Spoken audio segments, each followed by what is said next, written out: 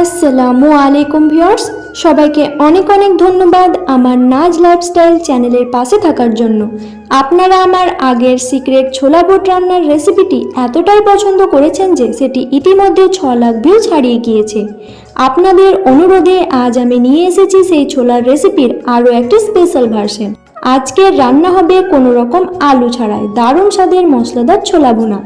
যারা আলু ছাড়া ছোলা খেতে পছন্দ করেন আজকের ভিডিওটি একদমই তাদের জন্য।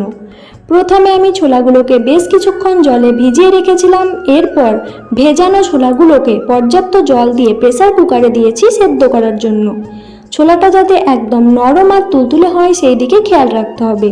ছোলা ঠিকঠাক সেদ্ধ হলে রান্নার স্বাদ অনেক বেড়ে যায়। সেদ্ধ হয়ে গেলে জল ঝরিয়ে আমি ছোলাগুলোকে আলাদা করে রেখে দিচ্ছি। প্রথমে কড়াইতে সরিষার তেল দিয়ে সামান্য গরম করে নিলাম। এরপর এতে দিয়ে দিচ্ছি কুচানো পেঁয়াজ এবং লঙ্কা কুচি।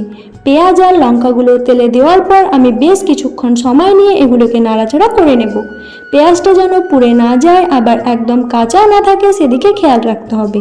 সামান্য নুন দিয়ে পেঁয়াজটা ভাজলে এটি দ্রুত নরম হয়ে আসে এবং খুব সুন্দর একটি ঘ্রাণ বের হয়। পেঁয়াজটা যখন হালকা লালচে বা গোল্ডেন ব্রাউন কালার হয়ে আসবে তখন এতে আমি হলুদ গুঁড়ো, জিরে গুঁড়ো আর আদা রসুনের পেস্ট দিয়ে দিচ্ছি।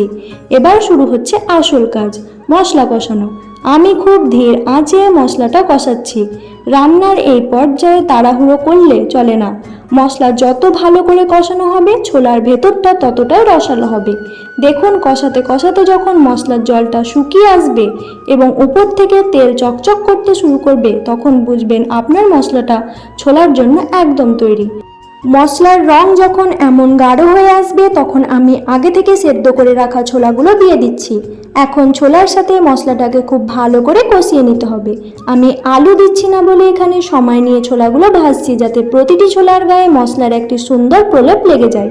কড়াইতে উল্টে পাল্টে ছোলাগুলোকে ভাজার সময় এক চমৎকার সুগন্ধ বেরোচ্ছে যা আপনার পুরো রান্নাঘরে মৌমা করে তুলবে।